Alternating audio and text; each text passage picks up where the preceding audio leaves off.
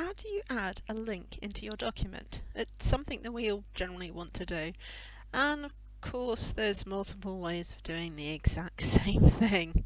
Let's have a look at them. First off, let's look at the toolbar here at the top, and you can see that we've got two little links. So they're sort of supposed to be a chain link, which generally speaking is always insert link. So let's actually grab the text that you want to use as the link, and all you do is you click insert link, and it actually starts to give me a list. And what you've actually got is you can see I've got some things that are relevant to what I've highlighted that are Google Docs here in my drive, and then the little globes are actually about links. I have no idea if that's the right one, but let's click it and see what happens.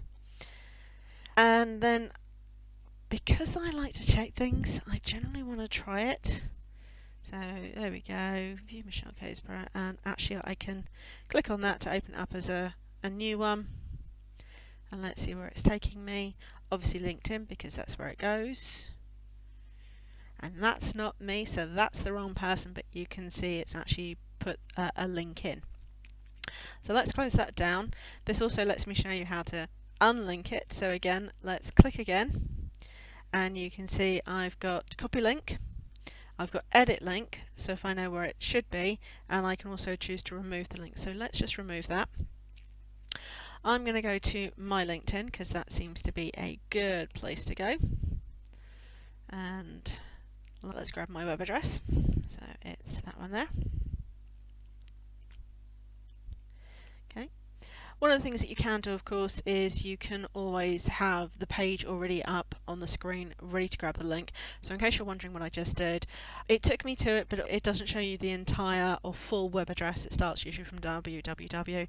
So I clicked on it and just basically moved to the beginning, which then added in the HTTP. Remember, it wants to be, if we've got a choice, it always should be the HTTPS. S stands for secure. And then I use my shortcut keys of Control A to select everything and Control C to copy it.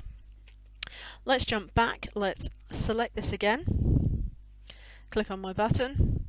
This time I'm just going to paste with Control V and apply. Let's double check that it's correct. So let's just click on that, and we should get the exact same page as we've got on the other tab. Perfect. So that's option number one. But remember, it's a computer. Never just one option to do everything. So let's choose the other bit. And what I'm going to do this time is I'm going to right click to open up my shortcut menu, and you can see I've got link, and there we've got the shortcut key Control K as well. So let's click on link. This time I actually know where I'm going. So let's type in the web address, and again I'm just going to hit OK. Let's hover over it, click.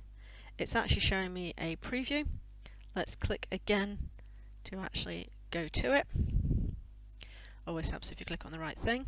That's redirecting me.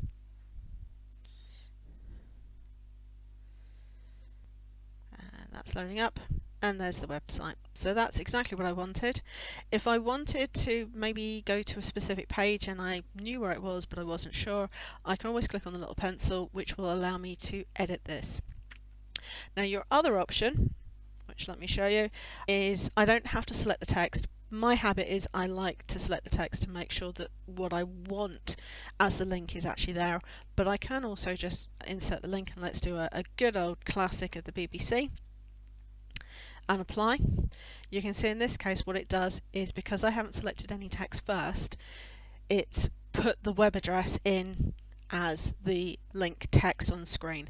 If I want to change that, I can click on the pencil to edit the link, and I can just type in whatever it is I want and hit return, so I can change that whatever.